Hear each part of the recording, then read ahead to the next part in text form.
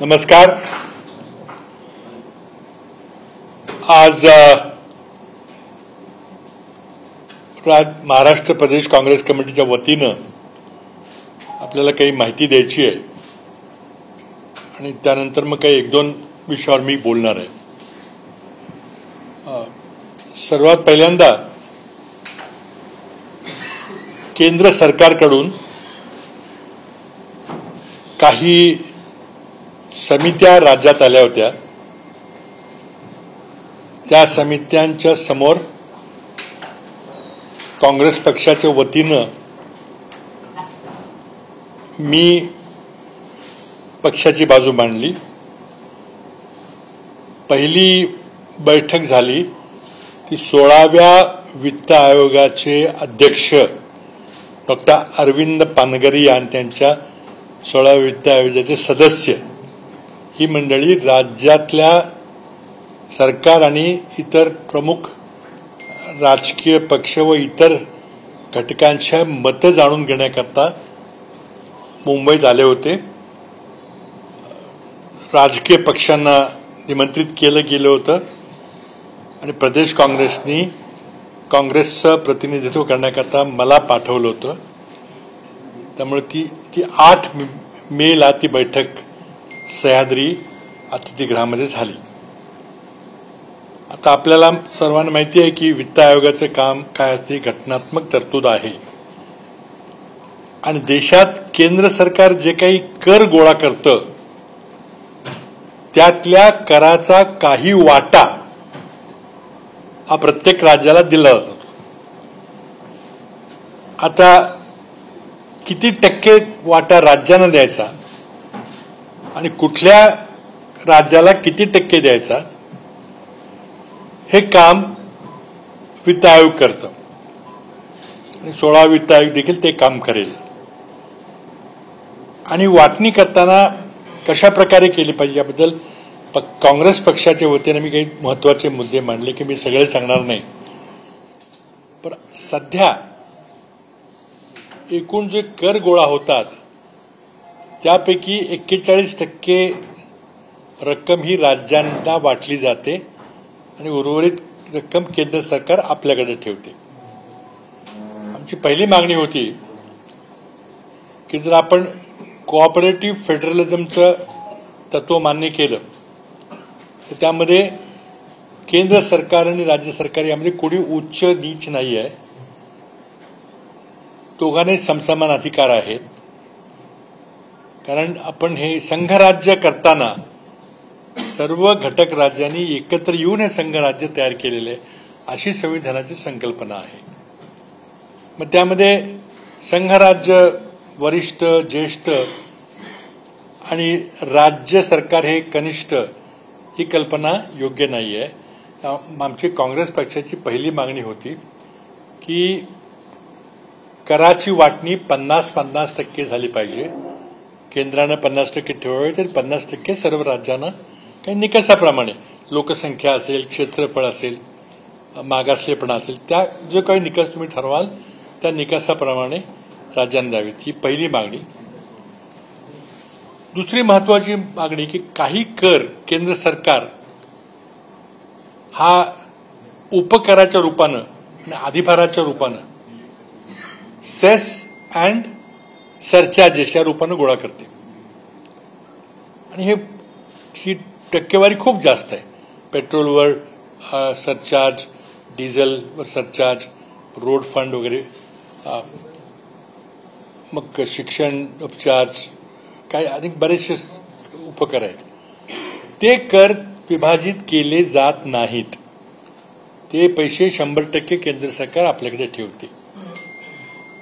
आता हे उपकर अधिभार घ्यायचं लॉजिक आहे की ते पैसे त्याच कामाकरता वापरले जावेत। डिझेल पेट्रोलचा सेस तो रस्त्याकरताच वापरला जावा, तो शिक्षणाकरता किंवा संरक्षणाकरता वापरला जावा ही कल्पना आहे, त्यामुळे त्याला काही ऑब्जेक्शन नाहीये। पण त्या सेस आणि सरचार्जेस किंवा उपकरण अधिभार यांची देखील 50-50% वाटणी झाली पाहिजे। आता ती वाटणी 100% आणि 0% आहे। राज्यांना काही मिळत नाही, सगळे सर्व पैसे केंद्र सरकार आपल्याकडे ठेवते. हे अन्यायकारक आहे. ती वाटणी सुद्धा करावी अशी आमची दुसरी मागणी आहे. बाकी काही मागण्या आम्ही केल्या की ज्या सेंट्रली स्पॉन्सर्ड स्कीम्स आहेत, केंद्र सरकारने विकासाच्या योजना त्याकरता काही पैसे दिले जातात, ते कशा वापराव्या याबद्दल निर्बंध आहे की अशाच प्रकारे केलं पाहिजे. तर त्याकरता राज्यांना काही थोडेसे स्वायत्तता आणि अधिकार दिले पाहिजेत. मूळ कल्पना जी तिथे राहिली ते कसं अंमलात आणायचं त्याबद्दल स्वायत्तता दिली पाहिजे, थोडी फ्लेक्सिबिलिटी दिली पाहिजे, अशी ते आमची त्या ठिकाणी तिसरी मागणी होती. आता उदाहरण द्यायचं झालं तर पूर्वीच्या वित्त आयोगानं 15व्या वित्त आयोगानं स्थानिक स्वराज्य संस्थांना पैसे देताना जिल्हा परिषदेला 10%, पंचायत समितीला 10% आणि ग्रामपंचायतीला 80% पैसे द्यायचं सूत्र ठेवलं होतं मागच्या. आणि त्यामध्ये मग असा निर्णय झाला की ज्या राज्यामध्ये स्थानिक स्वराज्य संस्थेच्या निवडणुका झालेल्या नाहीत, जिथं स्थानिक स्वराज्य संस्था निवडून आलेल्या स्थानिक स्वराज्य संस्था अस्तित्वात नाहीत, तिथं हा पैसा दिला जाणार नाही. आता महाराष्ट्राच्या सरकारच्या नाकर्तेपणामुळं आपल्याकडे निवडणुका झाल्या नाहीत. 3-3, 4-4 वर्ष स्थानिक स्वराज्य संस्थेच्या निवडणुका झाल्या नाहीत. आणि त्या कालावधीतला सगळा स्थानिक स्वराज्य संस्थेचा वित्त आयोगाचा पैसा हा आलेला नाही. राज्याचं नुकसान झालेलं आहे, ग्रामीण भागातल्या जनतेचं नुकसान झालेलं आहे. तर त्याबद्दल काहीतरी मार्ग काढला पाहिजे पुढच्या वित्त आयोगानं, अशी आम्ही मागणी केली. आणखी काही मागणी त्या डिटेलमध्ये मी जात नाही, पण या महत्वाच्या मागण्या आमच्या आहेत आणि त्या आग्रह पूर्ण झाल्या पाहिजेत. कारण वित्त आयोग ही संविधानिक तरतूद आहे. आता दिवसेंदिवस जीएसटी आल्यानंतर राज्यांना काही कर गोळा करायचे अधिकारच राहिलेले आहेत. सगळे कर, जवळजवळ सगळे कर राज्य सरकार घेतं. आपल्याकडे फक्त आरटीओचा कर असतो, एक्साईजचा असतो आणि काही किरकोळ आहेत. स्टेट जीएसटीचा भाग काहीतरी मिळतो. पण त्यामुळं सगळे पैसे जर केंद्र गोळा करणार असेल तर त्याचा निम्मा वाटा आम्हाला मिळाला पाहिजे. महत्वाची मागणी आहे. मान्य होईल की नाही माहिती नाही, पण आम्ही आमची बाजू त्यामध्ये मांडलेली आहे. ही 8 तारखेला झालेली 16व्या वित्त आयोगाबरोबरची बैठक. त्यानंतर दुसरी महत्वाची बैठक 2 दिवसापूर्वी झाली. मोदी सरकार सत्तेत आल्यापासून सर्व निवडणुका एकत्र घ्याव्यात असं त्यांच्या डोक्यात एक जसं डिमॉनिटायझेशन झालं, जीएसटी झालं, इलेक्ट्रोल बॉन्ड झालं, तर त्यांच्या डोक्यात आहे की हे करायचंच काय पण झालं तर. आणि त्यामुळे मग अनेक कमिट्या त्यांनी नेमल्या मोदी सरकारने. नीती आयोगाने कमिटी नेमली, त्यांनी आपली मतं दिली. लॉ कमिशननी आपला रिपोर्ट दिला काय केलं पाहिजे वगैरे. पण त्यानंतर मग पुन्हा माजी राष्ट्रपती रामनाथ कोविंद यांच्या अध्यक्षतेखाली केंद्र सरकारने एक समिती नेमली की ह्या कल्पनेची अंमलबजावणी करणं. आता त्यामध्ये मुळातच माझं ऑब्जेक्शन त्यामध्ये आहे की 1 नेशन 1 इलेक्शन म्हणजे घोषणा कशाला पाहिजे. तुम्ही एकत्रित निवडणूक म्हणा ना, सायमल्टेनियस इलेक्शन, सिंक्रोनस इलेक्शन. ते काय झालंय, मोदींच्या डोक्यात ते जर्मनीच्या हिटलरनी जी घोषणा दिली होती जर्मनीमध्ये की आईन फोल्क, आईन राईख आणि आईन फ्युरर, जर्मनीमधलं वाक्य आहे, एक राष्ट्र, एक लोक, एक राष्ट्र आणि एक नेता. फार जर्मनीमधलं प्रसिद्ध त्यावेळची घोषणा होती दुसऱ्या महायुद्धाची. आणि त्यामुळे एक एक एक हे आजकाल किरण रिजिजू पण बोललेत, एक देश एक काहीतरी, ही त्यांना ते हिटलरच्या जर्मनीपासून सरकारने प्रेरणा घेतलेली आहे. ठीक आहे, त्यांचा तो विषय आहे. पण एकत्रित निवडणुका घेण्याबद्दल रामनाथ कोविंद समितीनंतर केंद्र सरकारनं घटना दुरुस्ती विधेयक आणायचं ठरवलं आणि संसदेमध्ये घटना दुरुस्ती विधेयक क्रमांक 129 हे सादर झालेलं आहे. The Constitution Amendment Bill has been introduced in the Lok Sabha, 129th Constitution Amendment Bill. आता त्या बिलामध्ये घटना दुरुस्ती बिल असल्यामुळं त्याला 2/3 बहुमत लागेल, जे आज मोदी सरकारकडे नाहीये. मग त्यामुळं एकमत घडवण्याकरता चर्चा घडवली पाहिजे, एक वातावरण निर्माण केलं पाहिजे की फार चांगली गोष्ट आहे, खूप पैसे वाचतील वगैरे. आणि म्हणून मग केंद्रानं, मला वाटतं अलीकडच्या काळात केंद्रानं आपलं धोरण बदललंय, कारण आता मोदींच्याकडे 2/3 बहुमत नाहीये. तर आता ते संसदीय समित्या नेमायला लागलेले आहेत, त्याची आम्ही मागणी नेहमी करत आलेलो आहे.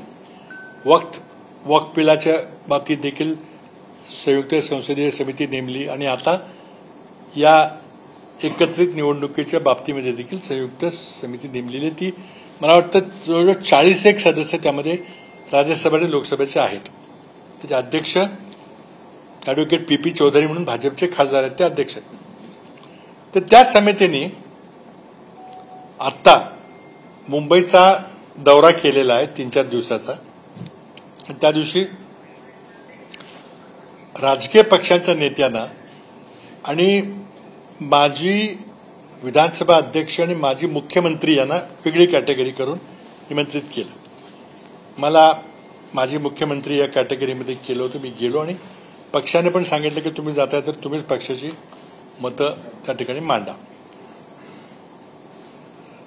तर त्या ठिकाणी संसदीय समिती नेमलेली चांगली गोष्ट आहे.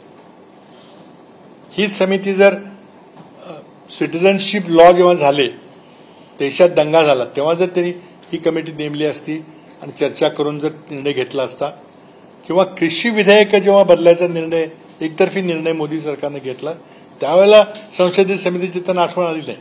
आता आली आहे, देर आहे दुरुस्त आहे, अच्छी बात आहे. आता या कमिटी पुढे आम्ही काय म्हणणं मांडलं, आता थोडक्यात सांगायचं, मी काय आता घटना दुरुस्ती विधेयकाबद्दल काही व्याख्यान देणार नाही, पण थोडक्यात त्यातले मुद्दे काय ते सांगतो. आणि त्याला काँग्रेस पक्षानं कडाडून विरोध केलेला आहे. आम्ही या विधेयकाचं समर्थन करणार नाही. ही कल्पना ही इम्प्रॅक्टिकल आहे, अव्यावहारिक आहे, असं आमचं स्पष्ट मत आहे. त्यामध्ये थोडक्यात सांगायचं झालं तर काय सूत्र आहे की लोकसभेच्या आणि विधानसभेच्या निवडणुका एकत्र होतील. फक्त लोकसभा आणि विधानसभा, स्थानिक स्वराज्य संस्थेचा विषय नाही, त्या कधी व्हायच्या ते होतील. आता एकत्र करायचं झालं तर त्या पण का नाही घेत? 5 निवडणूक होऊ द्या ना, जिल्हा परिषद, पंचायत समिती, ग्रामपंचायत, नाही, फक्त विधानसभा लोकसभा. आता ज्या दिवशी त्या निवडणुका होतील त्या म्हणजे निवडणुका झाल्या, निकाल लागला आणि संसदेची पहिली बैठक ज्या दिवशी होईल त्या दिवसाला अपॉइंटेड डेट असं म्हटलं जाईल. ही तारीख राष्ट्रपती नोटिफाय करतील की आजपासून लोकसभा सुरू झाली आणि ती लोकसभा बरोबर 5 वर्षात टिकेल, नंतर संपुष्टात येईल. त्याचबरोबर विधानसभेच्या देखील सर्व निवडणुका होतील. ऐकायला चांगलं वाटतं, सोपं वाटतं, पैसे वाचतील. आणि त्या निवडणुका ज्या दिवशी लोकसभा संपेल त्या दिवशी आपोआप सर्व लोकसभा देखील बरखास्त होतील. बरोबर आहे कल्पना, ठीक आहे तोपर्यंत. आता अडचणी काय आहेत तर 5 वर्षाची टर्म फिक्स आहे. समजा फेब्रुवारी 2025 ते फेब्रुवारी 2030 असं समजा उदाहरणार्थ ठरलं आपण. तर लोकसभेची निवडणूक झाली आणि समजा काही कारणामुळं 3 वर्षामध्ये लोकसभा बरखास्त झाली, नवीन निवडणुका घ्यायला लागल्या, तर नवीन निवडणुका घ्यायच्या, पण त्या किती दिवसाकरता घ्यायच्या? फक्त 2 वर्षाकरता. कारण तारीख ठरलेली आहे. 4 वर्षानंतर लोकसभा बरखास्त झाली तर मग नवीन निवडणुका सगळ्या लोकसभेच्या 1 वर्षाकरता, 4.5 वर्षांनी बरखास्त झालं तर 6 महिन्याकरता. ही अव्यावहारिक कल्पना आहे. तेच विधानसभेकरता. लोकसभेची टर्म फिक्स्ड आहे. मी उदाहरण सांगितलं, फेब्रुवारी 25 ते फेब्रुवारी 30. आता विधानसभा एखादी बरखास्त झाली 4 वर्षानंतर, तर विधानसभेची नवी निवडणूक घेतली जाईल फक्त वर्षभराकरता. आता हे व्यावहारिक आहे का हे जनतेने ठरवायचं आणि ठरवायचं. ही त्यातली मुख्य तरतूद आहे. आम्हाला असं वाटतं की ही अतिशय अव्यावहारिक तरतूद आहे आणि तो उद्देश फक्त केंद्र सरकारकडे सगळे अधिकार असतात, ताकद असते, चौकशी एजन्सी असतात, पैसे गोळा करायची साधनं असतात. त्यामुळे त्याचा लाभ त्यांच्या पक्षाला विधानसभेच्या निवडणुकीमध्ये व्हावा ही त्यामधली मूळ कल्पना आहे. आणि एक विचारधारा संपूर्ण देशावर लादावी. आता काय तर वेगवेगळ्या वेळेला जेव्हा निवडणुका होतात तेव्हा एखादी लाट असती, एका पक्षाच्या बाजूनं मतदान होतं, पण नंतर स्थानिक प्रश्न वेगळे असतात. 4 महिन्यानंतर 2 वर्षानंतर निवडणूक झाली तर मग केंद्र सरकारच्या कामगिरीवर लोक मतदान करतात. असे त्यामध्ये विविधता येते थोडीशी. त्यामध्ये खर्चाचा विषय आहे. खर्च कदाचित वाचेल असं सरकारचं म्हणणं आहे, पण ते बरोबर नाही असं माझं प्रतिपादन आहे. आणि त्यामुळे आम्ही या मूळ कल्पनेमुळे की 6 महिन्याकरता वर्षभराकरता लोकसभेच्या निवडणुका घ्यायच्या, विधानसभेच्या निवडणुका घ्यायच्या अव्यावहारिक आहे. आता खर्चाचा विषय. आता काय होतं, ईव्हीएम वापरतात. आम्ही आता आमचा ईव्हीएमला विरोध आहे, पण सरकार काही बदलणार नाही. ईव्हीएमवर इलेक्शन होतील. आता लोकसभा निवडणुकीमध्ये 10 लाखाच्या वर पोलिंग बूथ आहेत. म्हणजे जवळजवळ 11, 12, 13 लाख ईव्हीएम लागतात. कारण काही काही ठिकाणी डबल ईव्हीएम ठेवावं लागतं. पहिलं संपलं की दुसरं करायचं. मोठे मतदार असतात. तर तुम्ही दोन्ही एकत्र घेतल्या तर 2 पेट्या लागतील, 2 ईव्हीएम लागतील. एक लोकसभेकरता आणि एक विधानसभेकरता. कारण त्यामध्ये दोन्ही करता येणार नाही. म्हणजे सुरुवातीला आपल्याला 12-13 लाख ईव्हीएम विकत घ्यायला लागतील. आता कुणाकडनं विकत घेणार, काय कॉन्ट्रॅक्ट कोणाला द्यायचं वगैरे काय माहित नाही मला. पण हा खर्च किती होईल आणि तुम्ही बचत कशाची करणार आहे. तर सर्वात पहिल्यांदा ईव्हीएमनंच निवडणूक घ्यायची झाली तर खर्च फार मोठा वाढेल. बचत कशाची होईल, तर पोलीस फोर्स जातं, पुन्हा आपल्याला सुरक्षा प्रदान करावी लागते, त्याचा खर्च वाढेल. किंवा आचारसंहितेमुळे त्रास होतो तर ठीक आहे. पण दुसऱ्या बाजूला खर्चाचं कारण देऊन या निवडणुका जर घ्यायचं म्हटलं तर ते काही अव्यावहारिक असं आमचं स्पष्ट मत आहे. आम्ही ते मत मांडलं. त्यानंतर इतर काही गोष्टी मी त्या ठिकाणी मांडल्या की त्यामध्ये तरतूद अशी आहे की लोकसभेची सुरुवात कधी होईल, तर निवडणूक झाल्यानंतर ज्या दिवशी लोकसभेची पहिली बैठक होईल त्या दिवसापासून लोकसभेची सुरुवातीची घटनात्मक तरतूद आहे, बिलाची नाही, मुळातच घटनात्मक तरतूद आहे. त्याला मला असं वाटतंय की मी कमिटीला विनंती केली की ती तरतूद बदलली पाहिजे. ती तरतूद केली पाहिजे की ज्या दिवशी निवडणूक आयोग राष्ट्रपतींना निवडून आलेल्या खासदारांची यादी प्रदान करेल आणि त्या दिवशी राष्ट्रपती त्याचं गॅझेट करतील, जे आता करतात, ही सगळी प्रक्रिया होती. ज्या दिवशी ते गॅझेट होईल तेव्हा ती लोकसभा सुरुवात झाली पाहिजे. समजा राजकीय पक्षांच्या काही गणितामुळे लोकसभा गठीत होऊ शकली नाही किंवा पंतप्रधानांची निवड होऊ शकली नाही, 6 महिने लागले, तर त्यामध्ये जनतेचा काय दोष आहे. जनतेने 5 वर्षाकरता निवडून दिलेलं, तुम्ही 5 वर्षानंतर दुसरी निवडणूक घेतली पाहिजे. पण आज घटनात्मक तरतूद आहे, त्यामध्ये माझ्या मताप्रमाणे ती बदल केला पाहिजे त्यामध्ये. आणि या विधेयकामध्ये ती तरतूद ठेवलेली आहे. त्यामध्ये आपल्याला माहिती असेल यूपीमध्ये एकदा विधानसभा निवडणूक झाल्या जवळ 5-6 महिने सरकार झालं नव्हतं, कारण कोएलिशन होत नव्हतं. आणि मग लोकसभेची किंवा विधानसभेची निवडणूक मुख्यमंत्री आणि पंतप्रधान ते तारीख ठरवतात, दुसरं कोणी ठरवत नाही. पंतप्रधान नसेल तर तारीख कशी ठरणार. तर त्यामुळं पहिली बैठक ही चुकीची तरतूद असं मला वाटतं. मी तिथे मांडलं की बदल करा. त्यामध्ये इतर काही गोष्टी आम्ही सूचना केल्या ज्या विधेयकाशी थेट संबंधित नव्हत्या. एक आमची मतं आम्ही मांडली की त्यामध्ये कोड ऑफ कॉन्डक्ट बद्दल पार्लमेंटने कायदा केला पाहिजे. कोड ऑफ कॉन्डक्ट हे इलेक्शन कमिशन आपल्या मनानं वापरतं आणि एखादा कमिशनर कडक वापरतो, एखादा सौम्य वापरतो. ते न करता पार्लमेंटने कायदा केला पाहिजे असं त्यात आम्ही त्या ठिकाणी प्रतिपादन केलेलं आहे. आणि इतर काही गोष्टीबद्दल आम्ही चर्चा केली आणि बरेच मुद्दे मांडले, लेखी निवेदन दिलेलं आहे की केंद्र सरकारमध्ये अखिल भारतीय काँग्रेस कमिटीने सुद्धा कोविंद कमिटी सोबत जाताना ह्याचा विरोध केला होता आणि तोच विरोध काँग्रेस पक्षाचा चालू आहे. ती दुसरी बैठक झाली जी अजून समितीची बैठक चालू आहे. ते आता इतर लोकांशी बोलतायत. सरकारशी त्यांची चर्चा झाली, विरोधी पक्षाच्या सर्व राजकीय पक्षांची चर्चा झाली. ते भाजपचेही नेते होते, सरकारी सत्ताधारी पक्षाचे होते, विरोधी पक्षाचे नेते होते ते आमची त्याची चांगली 2 तास खुली चर्चा झाली. खूप आमचे म्हणणं त्यांनी ऐकून घेतलं. तर दुसरा एक मुद्दा एक चर्चेला खूप आलेला आहे. तर म्हणजे आपल्या राज्यातला प्रश्न नाहीये, पण मी थोडंसं दिल्लीमध्ये काम केलेलं आहे आणि काही दिवस मी संसदीय कार्य राज्यमंत्री म्हणून देखील काम केलेलं आहे. आणि तो मुद्दा म्हणजे ऑपरेशन सिंदूर नंतर जगात एक भारताच्या बाजूनं लोकमत बनवण्याकरता सरकार काही कमिट्या, काही सदस्य, डेलिगेशनचं एक प्रतिनिधी मंडळ, 7 प्रतिनिधी मंडळ 7 विभागामध्ये पाठवणार आहे.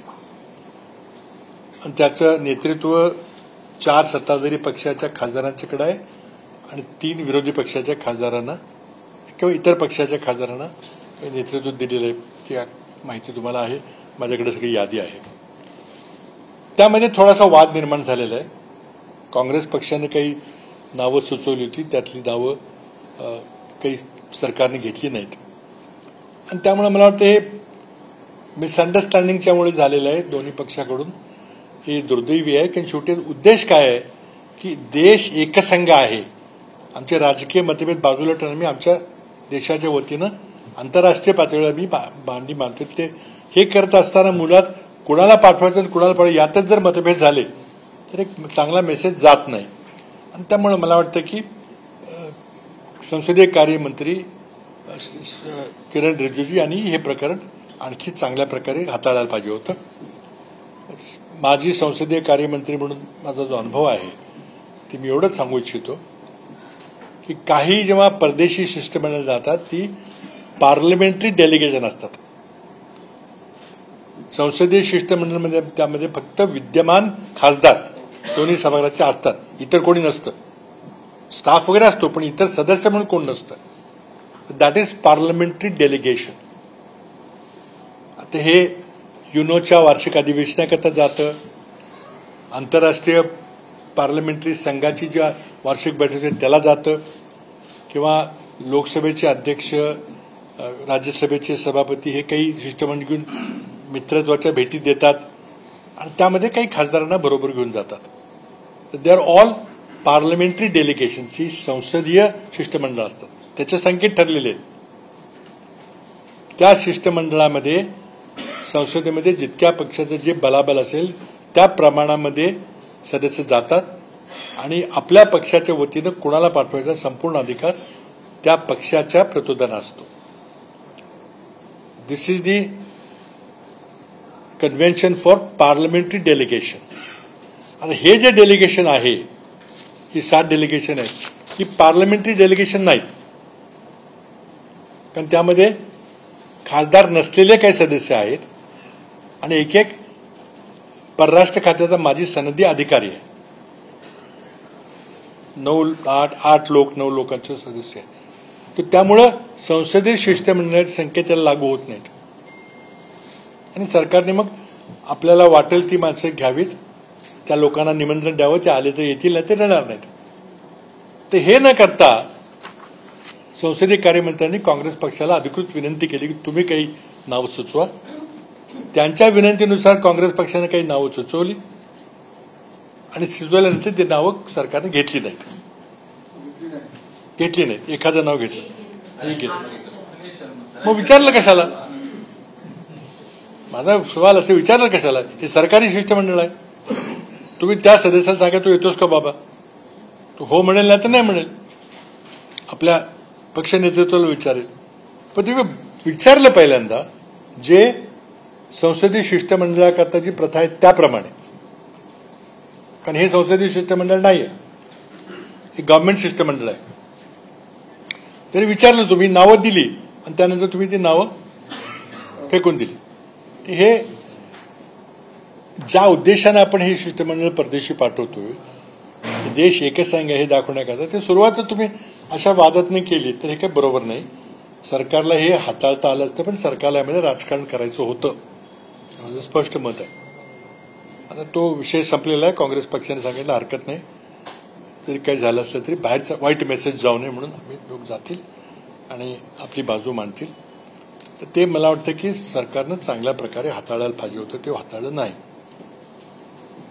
आता थोडंसं ऑपरेशन सिंदूर बद्दल खरं म्हणजे बोललं नाही पाहिजे, कारण एखादा विरोधी पक्ष म्हणून सूर गेला तर मग पुन्हा तुम्ही विसंगती करताय, मग सैन्यावर आक्षेप असं करतात, असं नाही आहे. पण तरी पण एक दोन मुद्दे मला वाटतं मांडले पाहिजेत, आणि ते मुद्दे आहेत ते त्या ऑपरेशन सिंदूर संपल्यानंतर, म्हणजे किंवा युद्ध संपल्यानंतर, युद्धबंदी झाल्यानंतर अमेरिकन राष्ट्रपतींनी जाहीर केली युद्धबंदी, त्याप्रमाणे युद्धबंदी झाली, त्यानंतर ज्या घटना घडल्या त्याबद्दल बोलणं आवश्यक आहे. पहिला मुद्दा आहे की सोशल मीडियाचा आणि विशेषतः टेलिव्हिजन चॅनलची जी भूमिका होती, आणि धादांत खोट्या बातम्या प्रकाशित केल्या गेल्या, विशेषतः मोदी भक्त वाहिन्यांच्याकडून, आणि त्यामुळे देशाची क्रेडिबिलिटी नष्ट झाली. माणसं हसायला लागलीत. काही नसताना तिथे केलं. तर माझी त्यामध्ये मागणी आहे की या वाहिन्यांच्यावर कारवाई झाली पाहिजे, यांना किमान काही दंड झाला पाहिजे, किंवा काही दिवस ही चॅनल बंद ठेवली पाहिजे. आता त्याची शक्यता कमी याची मला माहिती आहे, पण मागणी आम्ही करतो की त्यामुळं एका बाजूला आपलं बहादूर सैन्य जीवावर उदारून लढतंय, तुम्ही सोशल मीडियाच्या माध्यमातून त्यांची टिंगल होईल अशा प्रकारे बातम्या देत आहेत. सगळं जग आपल्याकडे हसतंय. त्यामुळं ज्या धादांत खोट्या बातम्या काही टेलिव्हिजन वाहिन्यांनी दिल्या त्यांच्यावर चौकशी करून कारवाई केली पाहिजे अशी आमची मागणी आहे. कारण त्यामुळं भारताच्या क्रेडिबिलिटीचा जो नाश झालेला आहे त्यामध्ये थोडंसं बदल होईल, की सरकार केलं पाहिजे अशी मागणी आहे. नाही केलं तर मग काय शेवटी जसं शिष्टमंडळाचं झालं तसंच होणार आहे. त्याबरोबर दुसरी बाब आहे की जो मध्य प्रदेशचा एक मंत्री कुंवर विजय शाह असं काहीतरी नाव आहे त्याचं, तर त्या मंत्र्यांनी जबाबदार पदावर असलेल्या, संविधानिक पदावर असलेल्या एका व्यक्तीने जे ऑपरेशन सिंदूरबद्दल वक्तव्य केलं, मी काही रिपीट करणार नाही, तुम्ही सगळ्यांनी ते ऐकलेलं आहे, ज्याच्याबद्दल सुप्रीम कोर्टानं दाद घेतलेली आहे, आणि त्या मंत्र्याची चौकशी करून त्याला शिक्षा करा आणि त्याबद्दल SIT दाखल करा असं आज सुप्रीम कोर्टानं सांगितलं. त्याचं स्वागत करतो मी. पण आता तरी निर्लज्जपणाचा कळस करून किमान मोदी सरकारनं त्या मंत्र्याला निलंबित करावं आणि कोर्टाचा जो निर्णय होईल त्याप्रमाणे कारवाई करावी. त्याबरोबर दुसऱ्या एका मध्य प्रदेशच्या मंत्र्यांनी सैन्याच्या बद्दल आणि मोदींच्या बद्दल जे वक्तव्य केलं ते तितकंच निषेधार्थ आहे. या वाचाळवीरांना स्वतः मोदींनी थांबवलं पाहिजे, किंबहुना मग कोण त्यांना आदेश देते की असं बोला आणि असं. या सगळ्याचा उद्देश फक्त समाजामध्ये धार्मिक तेढ निर्माण करायची, तोही महत्वाची, हाच भारतीय जनता पक्षाचा उद्देश आहे. आणि त्याचं जेवढं थोडं त्याबद्दलचा निषेध करावा ते कमी आहे. युद्धाच्या परिस्थितीबद्दल बोलण्यासारखं बरंच काही आहे, पण शेवटी मला वाटतं ते केंद्रातून हाताळलेलं बरं होईल. माझी वैयक्तिक मतं आहेत खूप, त्याबद्दल खूपच आग्रहाची मतं आहेत, पण मला वाटतं ते पक्षाच्या वतीने म्हणून बोलणं उचित ठरणार नाही. मला वाटतं मला एवढंच सांगायचं. आपल्याला काही विचारायचं असेल ते मी सांगतो. वन नेशन वन इलेक्शन को लेकर के आप लोगों की क्या भूमिका है कांग्रेस के तौर पर? आज 2 दिन से मीटिंग चल रही है. देखिए, जो एकत्रित चुनाव लड़ाने की बात है उसमें एक तर्क दिया जाता है कि पैसे का बहुत बचत होगी और आचार संहिता वगैरह होती है, उससे समय काफी बर्बाद होता है. इसलिए एक तरफ एक समय दोनों चुनाव होने चाहिए. 1952 में जब पहले चुनाव हुए थे, उसके बाद 57, 62, 3-4 चुनाव ये इसी तरह हुए थे. उसका अवश्य फायदा होता है. लेकिन ब्रिटिश पार्लियामेंट्री सिस्टम के अंदर कभी भी कोई सदन भंग हो सकता है, लोकसभा बंद हो सकती है, विधानसभा भंग हो सकती है, उसके बाद नए चुनाव लेने की आवश्यकता है. तो इसलिए अपने आप 67 के बाद में ये साइकिल टूट गया. लोकसभा अलग और विधानसभा अलग का साइकिल चल रहा है, जो नैसर्गिक है पार्लियामेंट्री सिस्टम के अंदर. अब सरकार जो विधेयक लाई है और जिसके लिए मुंबई में जॉइंट पार्लियामेंट्री कमेटी, जिसकी हम हर एक बार मांग करते रहे, राफेल में हमने मांग की, अडानी के हिंडनबर्ग के बारे में हमने एक मांग की, कई जगह हम, लेकिन सरकार ने कभी मांग मानी नहीं। कृषि विधेयकों के बारे में मांग की, सिटीजनशिप लॉज के बारे में मांग की नहीं की। लेकिन अब सरकार को, क्योंकि अब बहुमत नहीं है, तो अब उन्होंने जेपीसी गठित करने का निर्णय लिया। जेपीसी की बैठक 2-3 दिन से चल रही है, आज भी चल रही है। उस बैठक में कांग्रेस पार्टी ने इस कल्पना का विरोध किया, इस विधेयक का विरोध किया है। जो कल्पना है उसको विधेयक में ढाला गया है। तो 129वां संविधान संशोधन विधेयक की बात हो रही है। हमने इसका इसलिए विरोध किया कि इसमें प्रावधान है कि लोकसभा और विधानसभा का चुनाव साथ होगा, लेकिन अगर लोकसभा भंग हो जाए, जैसे कि मैंने खुद अपने राजनीतिक करियर में लोकसभा के 3 चुनाव 3 साल में लड़े, 96, 98 और 99, तो ये हो सकता है। मैंने खुद उस प्रक्रिया से मैं गया हूं। तो लोकसभा भंग हो सकती है, विधानसभा भंग हो सकती है। तो इसमें प्रावधान है कि एक दिन, अगर सपोजिंग मान लीजिए कि फरवरी 2025 में लोकसभा के चुनाव होते, तो फरवरी 2030 में लोकसभा समाप्त हो जाएगी 5 साल के बाद। अगर 4 साल के बाद लोकसभा भंग होती किसी कारण से, तो बचे हुए 1 साल के लिए नया लोकसभा का चुनाव लिया जाएगा पूरे देश में। ये प्रावधान बहुत ही अव्यावहारिक है। वही लोकसभा के कार्यकाल में विधानसभा का अगर कोई भंग होती है 3 साल के बाद, तो फिर बचे हुए 2 साल के लिए विधानसभा का चुनाव लिया जाएगा। ये एक ही कल्पना काफी है इसकी अव्यावहारिकता बताने के लिए। तो इसका मकसद साफ है कि देश में पूरे एक विचारों की राजनीति लानी है। जैसे अमेरिकी राष्ट्रपति सिस्टम है, वैसे सिस्टम लाने की कोशिश हो रही है। इसका हम विरोध करते हैं कि इसमें कई चीजें करनी चाहिए। अब खर्चों की बात होती है कि खर्चा बचेगा, ये तर्क मैं नहीं मानता कि तर्क सही है, क्योंकि आज लोकसभा चुनाव में हमारे 10 लाख बूथ होते हैं और 10 लाख बूथ में 10,000 ईवीएम होते हैं। वैसे तो हम ईवीएम बंद करने की मांग कर रहे हैं, लेकिन लगता नहीं कि मोदी सरकार उसकी जल्दी से मानेगी। तो 10 लाख ईवीएम तो हो गए 10 लाख बूथ में, और फिर एक्स्ट्रा रखे जाते हैं, कोई खराब हो जाए कुछ जाए, तो एक 12-13 लाख ईवीएम की आवश्यकता होती है एक लोकसभा चुनाव में। अगर आप विधानसभा उसके साथ कराओगे, क्योंकि हर बूथ में एक बक्सा, एक ईवीएम लोकसभा का होगा, एक विधानसभा का होगा, यानी आपको 12-13 लाख ईवीएम तुरंत खरीदने पड़ेंगे। अब एक ईवीएम की और वीवीपैट की कीमत करीब 1 लाख रुपए के करीब है। तो 10-12 लाख गुणा 1 लाख हिसाब कीजिए, तो पैसे बचाने की बात तो कोई है नहीं।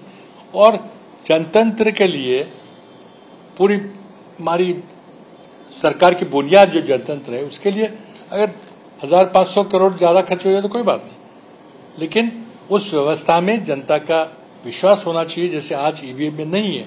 और हम मांग कर रहे हैं कि पेपर बैलेट पर जाइए, लेकिन सरकार नहीं मान रही है। पूरी दुनिया के कई देशों ने, प्रगत राष्ट्र हैं, उन्होंने ईवीएम बंद करके पेपर बैलेट में जाने का क्या कारण है? चर्चा तो कीजिए। लेकिन मैं समझता हूं कि ये जो प्रावधान है कि बची हुई उर्वरित अनएक्सपायर्ड टर्म करके उसका व्याख्या है, उसके लिए नया चुनाव होगा, ये बहुत ही इम्प्रैक्टिकल बात है। और साथ ही में संविधान संशोधन विधेयक है, तो 2/3 बहुमत लगेगा, जो मेरे ख्याल सरकार के पास आज नहीं है। तो पता नहीं क्यों सरकार इस एक्सरसाइज को आगे बढ़ा रही है, लेकिन अच्छी बात है कि ज्वाइंट पार्लियामेंट्री कमेटी गठित हुई है। एक सवाल ये है कि जो विदेशी डेलीगेशन है उसको लेकर विदेश में जो डेलीगेशन सरकार भेज रही है, क्या आपको लगता है कि उसमें राजनीति हो रही है? क्योंकि आपके कांग्रेस पार्टी के जो नाम दिए थे वो नहीं लिए, शिवसेना उद्धव ठाकरे की पार्टी से जो उनका नाम पूछा नहीं, अपने मर्जी से उन्होंने प्रियंका चतुर्वेदी का नाम ले लिया है, उससे शिवसेना के लोग भी नाराज है। इसको लेकर क्या आपकी राय है? मैंने जैसे आपको बताने की कोशिश की कि एक तो संसदीय डेलीगेशन होता है जिसके संकेत है, जिसका शिष्टाचार है। क्या यह संसदीय शिष्टमंडल है? तो ये नहीं है, क्योंकि इसमें संसदीय सांसदों के अलावे भी लोग हैं। एक विदेश मंत्रालय के पूर्व अधिकारी हैं, कुछ सांसद है, जैसे कि आनंद शर्मा जी है, सलमान खुर्शीद जी है, और मैं समझता हूँ और भी गुलाम नबी आजाद जी है। तो ये सांसद नहीं है, आज टेक्निकली, तो ये पार्लियामेंट्री डेलीगेशन नहीं है। और पार्लियामेंट्री डेलीगेशन नहीं तो क्या ये सरकारी डेलीगेशन? सरकारी डेलीगेशन में किसे भेजना है वो सरकार की प्रायोरिटी है। लेकिन फिर पूछना नहीं था ना, बताना था कि भाई हम आपकी पार्टी के इन लोगों को ले रहे हैं, या वो भी छोड़िए उस सांसद को लिखते या उस व्यक्ति को लिखते कि भाई हम आपको भेजना चाहते हैं, जाओगे क्या? पूछो आपकी पार्टी से। तो पूछकर अपमानित करना ये गलत है। ये मेरा लिमिटेड पॉइंट है। इस तरह से नहीं होना चाहिए था और इसमें राजनीति अवश्य है। अगर और डीप में अगर नाम देखेंगे तो राजनीति है।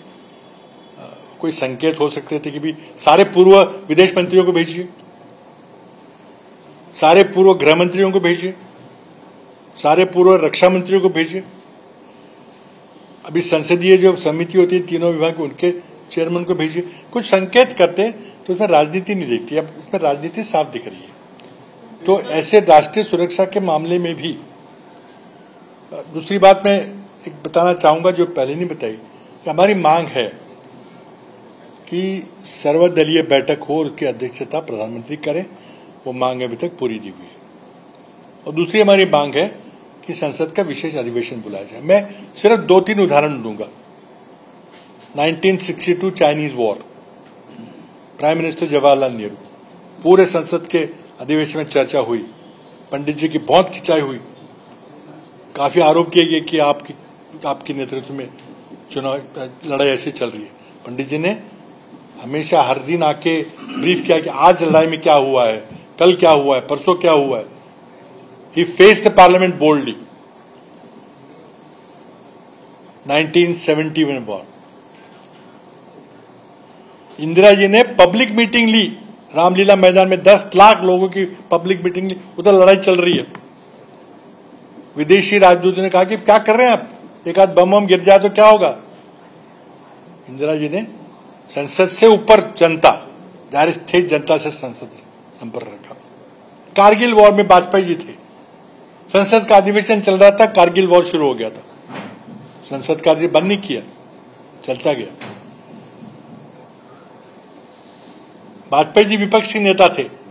62 की वॉर में, 1965 के वॉर में बहुत प्रभावी भाषण दिए, जो आज भी एक माने जाते हैं कि देश की एकता के लिए जो वाजपेयी जी ने संसद का उपयोग किया। तो संसद का उपयोग पॉलिटिकल डिफरेंसेस के लिए नहीं हुआ, तो देश की एकता का संदेश देने के लिए हुआ। उदाहरण हमारे सामने है। लेकिन आज की हुकूमत है, क्यों पता नहीं संसद से डर रही है, क्यों चर्चा से डर रही है। हमारे प्रधानमंत्री आप लोगों के सामने नहीं आते प्रेस से, 11 साल में एक भी प्रेस कॉन्फ्रेंस नहीं हुआ है। ये कोई जनतंत्र की मजबूती के लिए कोई बात नहीं। तो हमारी मांग अभी भी रहेगी कि आज भी आप संसद का अधिवेशन लीजिए। Let the parliament pass A unanimous resolution, जैसे 62 में हुआ था, 65 में हुआ था, 71 में हुआ था, कारगिल में हुआ था। पूरी संसद को मिलके एक आवाज में एक संदेश देना चाहिए कि हम पीओके लेकर रहेंगे, हम टेररिज्म को खत्म करके रहेंगे, और बाकी जो भी सरकार को कहना है। क्यों नहीं कर रहे हैं? क्योंकि आपका जनतंत्र में विश्वास ही नहीं है। आप नहीं समझते कि विपक्ष के सांसद चुन के आए हैं वो भी देशभक्त हैं, वो भी सरकार की मदद कर सकते हैं। ये बहुत ही गलत बात है। और जाते जाते मैं ये भी बताना चाहूंगा कि ये परंपरा विदेशों में राजनीतिक अपनी बात कहने के लिए विपक्ष के सांसदों को साथ में लेना काफी पुरानी परंपरा है। एक उदाहरण दूंगा, 1994 यूनो के मानवाधिकार बैठक में जिनेवा में पाकिस्तान एक प्रस्ताव लाया था कि भारत में कश्मीर में मानवाधिकारों का हनन हो रहा है, तो भारत की निंदा की जाए। काफी अहम बात थी। नरसिम्हा राव जी प्रधानमंत्री थे, उन्होंने अटल बिहारी वाजपेयी से गुजारिश की कि आप इस प्रतिनिधिमंडल का अध्यक्षता कीजिए, आप जाइए, ताकि एक मैसेज जाएगा कि भारत इसमें एक है। वाजपेयी जी गए। वाजपेयी तो पूर्व विदेश मंत्री थे उस समय, तो उन्होंने बहुत प्रभावी तरह से अपनी बात रखी और पाकिस्तान की धज्जियां उड़ा दी। कई उदाहरण है। जब भी कोई अंतर्राष्ट्रीय स्तर पे या अंतरिम स्तर पे कोई वाद होता है, उदाहरण नागा समस्या है कि नागालैंड के लोग एक स्वतंत्र राष्ट्र चाहते हैं। उनकी जो पार्टी है national socialist council of Nagaland, वो चाहती है कि हमें अलग अपना राष्ट्र चाहिए, हमका झंडा चाहिए, संविधान चाहिए, नहीं तो गोली चलेगी। दोनों तरफ के लोग, भारतीय नागरिक मारे जाएंगे, सैनिक मारे जाएंगे या नागा मारे जाएंगे। उस समय की सरकार ने राजेश पायलट जी जो कांग्रेस के पूर्व मंत्री थे, उन्हें न्योता दिया कि जाइए आप इन लोगों से बात कीजिए, और Rajesh Pilot went on a secret mission to Bangkok, क्योंकि नागा के लोग भारत में बात नहीं करते थे। उन्होंने नींव रखी। उसके बाद उस समय की यूनाइटेड फ्रंट सरकार ने भाजपा के वरिष्ठ नेता स्वराज कौशल, एक अच्छे विधि थे, लॉयर थे, उन्हें आगे काम बढ़ाने के लिए कहा। स्वराज कौशल जी एम्स्टर्डम गए, वहां पे पता नहीं बैंकॉक गए, क्योंकि सारी बातें बाहर होती थी, और वो पूरा नागाज के साथ चर्चा अच्छी तरह चली। उसके बाद मनमोहन सिंह की सरकार के अंदर कांग्रेस के 3 मंत्री नागा से बात करते, जिसमें मैं भी था, हम भी 5-6 साल तक बात करते रहे। मनमोहन सिंह सरकार ने 2006 में कश्मीर लोगों से बातचीत करने के लिए एक ऑल पार्टी डेलीगेशन तैयार किया और राउंड टेबल कॉन्फ्रेंस की 2। उसमें सारे सीनियर पार्टी के नेता थे और विपक्ष के नेता थे, और कश्मीरी लीडर से उनके साथ बातें हुई। 2 राउंड टेबल कॉन्फ्रेंस में मैं उसमें था, I was a member of the party delegation, और उससे हमने बात आगे बढ़ाने की कोशिश की। तो देखिए, मुद्दा यह है कि जब देश का कोई सवाल आता है, विशेषतः अंतर्राष्ट्रीय स्तर पर कोई देश की बात रखनी होती है या अंदरूनी बातें होती है, जैसे कश्मीर का मसला है, नागालैंड का मसला था, उसमें कई बार सर्वदलीय अगर बायपार्टीसन हम निगोशिएट करें तो उसका फायदा होता है। सरकार अब सिर्फ इसको सुलझाने की कोशिश करती है, कई बार इतना सफलता नहीं मिलती जैसे इस तरह से मिलती है सफलता। तो लेकिन मोदी सरकार कोई बिलीव नहीं करता ऐसी चीजों में। पहली बार ये किया, लेकिन इसमें भी मैसअप कर दिया। सर आपने मध्य प्रदेश के जो मंत्री है और डिप्टी सीएम, इनका दोनों का बयान आया, बाद में रामगोपाल यादव जी का भी बयान आया। इन बयानों को लेकर और कवरेज को लेकर आपने कुछ मांग की? विजय साहब को लेकर सुप्रीम कोर्ट ने एसआईटी बनाया है। देखिए, हमारी पहली मांग तो मोदी जी को स्वयं इन लोगों को बर्खास्त करना चाहिए। एसआईटी होती रहेगी, सुप्रीम कोर्ट करता रहेगा, लेकिन ऐसे लोगों को आप संवैधानिक पदों पे बैठा रखे हैं और उनको प्रोटेक्ट कर रहे हैं कि साहब वो आदिवासी मंत्री है तो हमारा आदिवासी वोट बैंक खिसक जाएगा। ये कोई बात है कोई? इसके बिल्कुल घोर निंदा करते हैं। और मैं मंत्रियों की बात नहीं करूंगा, मैं बात करता हूं आला नेतृत्व की। ये दोनों मंत्री 1 घंटे तक भी मंत्री नहीं रह सकते मोदी जी ना चाहे तो। मोदी जी के आशीर्वाद से ही ये मंत्री पद पे बैठे हुए हैं, इसकी हम निंदा करते हैं। सर, अच्छा, एशिया कप में लगातार कहा जाता है क्रिकेट को इससे दूर रखना चाहिए। अब सामने एशिया कप है जिसमें एशिया के तमाम सारे देश खेलेंगे, पाकिस्तान भी खेलेगा, पाकिस्तान आयोजक है। तो ऐसे में बतौर एक सीनियर नेता आप लगातार इन सारी चीजों को देख रहे हैं, क्या भारत की टीम को जाना चाहिए या नहीं जाना चाहिए? देखिए, सरकार ने इस पर निर्णय लिया है तो कहने से कोई फायदा नहीं होगा। इसके 2 पहलू है कि एक तो है कि स्पोर्ट्स को राजनीति से दूर रखना चाहिए, कैसे मानना होता है, लेकिन अब एक तरफ हमारे यहाँ आतंकवादी हमले हो रहे हैं, पाकिस्तान स्पॉन्सर्ड है, और उनके साथ भाईचारे में हाथ मिला के साथ में खेलेंगे, खाना खाते हैं, बड़ा विचित्र लगता है। तो मैं समझता हूँ सरकार ने जो निर्णय लिया है सही निर्णय लिया है, इसमें कोई 2 राय नहीं होनी चाहिए। सर, अमित शाह कह रहे हैं कि अगर पाकिस्तान से बात होगी तो पीओके लेने के विषय पे ही बात होगी। एक साथ खून पानी नहीं बहेगा, किस गन को किस देख रहे हैं? पानी एक भी बूंद पानी नहीं छोड़ेगा। देखिए, मैं इस पर कुछ नहीं बोलूंगा, क्योंकि अगर बोलूंगा तो मैं बहुत लंबा बोलूंगा और मैं फिर तकलीफ में आऊंगा। क्योंकि देखिए क्या है कि जो भी घटनाएं घटी है उसमें हमारे अपने विचार है। अब जो भी हो सकता है कि कोई कहे कि आप कोई विरोध कर रहे हो, लेकिन जनतंत्र का आत्मा है कि अगर कोई अलग बात है तो हमें कहने का अधिकार होना चाहिए। ऐसे इमोशनल ब्लैकमेल मत करिए आप। इसीलिए हम कहने के हम नहीं करना चाहते बात, आप संसद का अधिवेशन लीजिए। सर, इसी को लेकर पीडीपी की जो चीफ है महबूबा मुफ्ती बकायदा वो कहती है ह्यूमैनिटेरियन ग्राउंड पे जो पानी है वो छोड़ना चाहिए। पाकिस्तान। सारे मुद्दों की चर्चा संसद में हो सकती है। मेरी कुछ राय होगी, आपकी कोई राय होगी, किसी और की कुछ राय होगी, वो अपनी निजी राय है। तो इसके लिए और कौन सा जगह है कि जहां पे फैसला हो सकता है? आप संसद में करिए। आप बताइए आपने क्यों किया। देखिए, एक मुद्दा है, उस पर चर्चा होनी चाहिए। मैं किसी की साइड नहीं ले रहा हूं, लेकिन हमारा 1965 में युद्ध हुआ था, 71 में बहुत बड़ा युद्ध हुआ था कि टुकड़े कर दिए दो हमने, कारगिल युद्ध हुआ था, कई सारे हमारे नौजवान शहीद हुए थे, उससे हमने कुछ पानी रोकने की बात नहीं की थी। तो अब कौन सी नई यहाँ पे समस्या आ गई है कि अब आपको ऐसा निर्णय लेना पड़ा? उसका लिए सरकार के पास तर्क हो सकता है, लेकिन चर्चा कीजिए ना। सर क्या हो सकता है? ये डिसीजन आपको क्या लगता है, सरकार ने जो इमीडिएटली ले लिया पानी रोकने का, सरकार को सेशन बुलाना चाहिए था, विपक्ष के साथ चर्चा करनी चाहिए थी और उसके बाद एक यूनानिमस डिसीजन लेने के बाद पानी रोकना चाहिए था? ये कहना चाहते हैं? देखिए, जो सरकार ने फैसला तो ले लिया है, लेकिन चर्चा तो हो उसकी। अब फैसला लिया है तो शायद अब अंतर्राष्ट्रीय कोर्ट में फेस करना पड़ेगा सारा, क्योंकि अंतर्राष्ट्रीय ट्रीटी है। और अगर दुनिया के और देश हमारे साथ नहीं आए तो क्या परिस्थिति बनेगी? तो ये क्यों आप कर रहे हैं? आप देश की आम राय क्यों नहीं मनाते?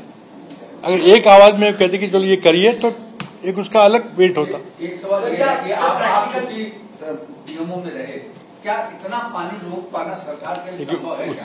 देखिए, उस पर मैं कुछ नहीं कहूंगा, मेरे अपने निजी विचार है। अब बोलूंगा तो फिर पता नहीं कुछ और हो जाएगा। मेरे ये मांग है मेरी कि आप क्यों नहीं संसद का अधिवेशन बुलाते? आप हफ्ता भर चर्चा कीजिए। आप किस बात का डर है? आप सर, आपको क्या वजह लग रही है कि क्यों सरकार चर्चा नहीं कर रही है? अब ये देखिए, इसका एक आप जवाब दीजिए कि मोदी जी आपको क्यों नहीं मिलते आपसे प्रेस में? ये अपनी निजी व्यक्तिमत की राय। अब डोनाल्ड ट्रंप शायद कुछ भी बकवास करे, दिन में 4 बार पैसे मिलते हैं।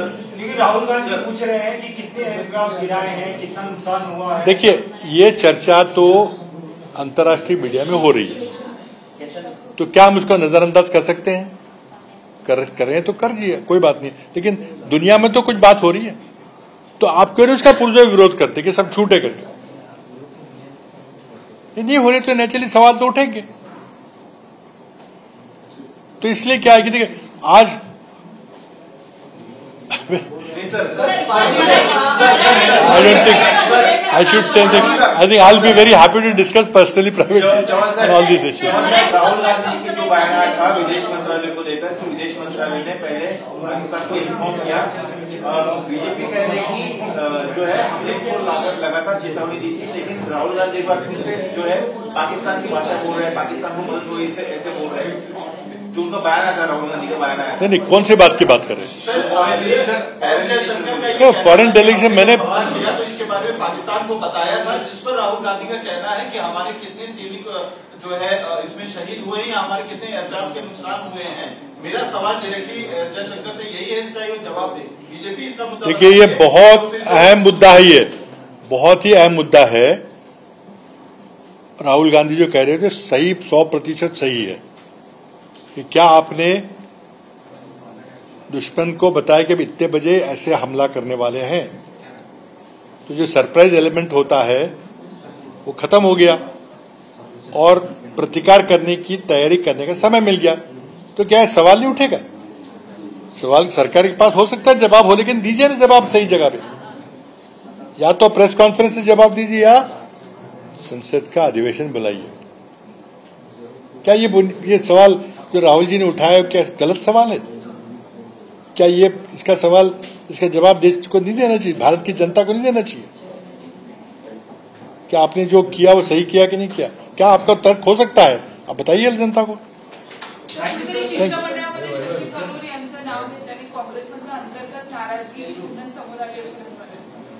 आता काय झालं, मी फिगर खूप स्पष्ट विस्ताराने बोललो की हे सरकारी डेलिगेशन आहे आणि त्यामुळे एका बाजूला सरकारला कोणाला निमंत्रित करायचा त्यांचा अधिकार आहे, पण तसं असताना मग पक्षाला पत्र लिहायला नको होतं की तुम्ही नावं सुचवा, आणि ती नावं सुचवल्यानंतर त्यांना न घेणं, अपमान करणं याची काही गरज नव्हती अशा वातावरणामध्ये।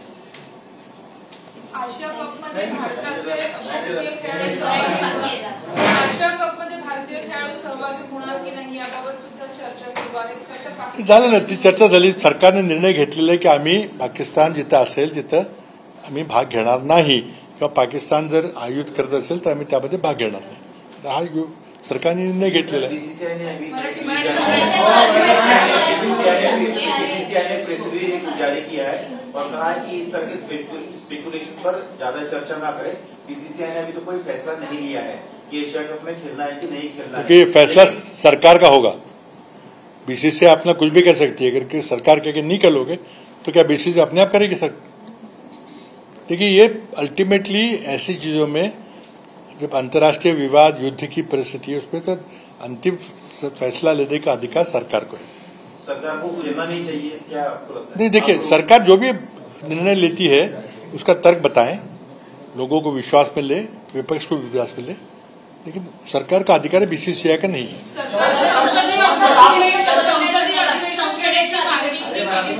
एक एक कोणी विचारलं देणे काय संसदेचं अधिवेशन घेण्याबाबतची मागणी आहे पूर्ण केली जात नाही. आणि दुसरीकडे तुम्ही आता हिंदीत बोलात की पाणी रोखण्यासंदर्भात सुद्धा एक सर्वपक्षीय चर्चा व्हायला हवी होती, मतं आजमोवली जायला हवी होती. आणि पाणी रोखण्याचा निर्णय हा खरोखर व्यवहार्य आहे, अंमलात आणला जाऊ शकतो. हे पहा, याची आता यामध्ये मी काही बोललो तर मग पुन्हा आणखी विवाद सुरू होईल. त्यामुळे ही चर्चा संसदेमध्ये झाली पाहिजे. माझं नम्र मत आहे. आमची वैयक्तिक मतं काही असू शकतील, ती वैयक्तिक मतं ही मांडणं योग्य नाहीये, कारण त्यामुळं विसंगती देशात आहे असं चित्र गेलं नाही पाहिजे. याकरता संसदेचं अधिवेशन महत्वाचं आहे. नाहीतर मग आमची प्रत्येकाची मतं वेगवेगळी आहेतच. आमची खूप स्ट्रॉंग मतं आहेत त्याबद्दल जे काही घडलं, पण आता ते बोलायचं झालं तर मग पुन्हा त्याचा वेगळा अर्थ निघेल.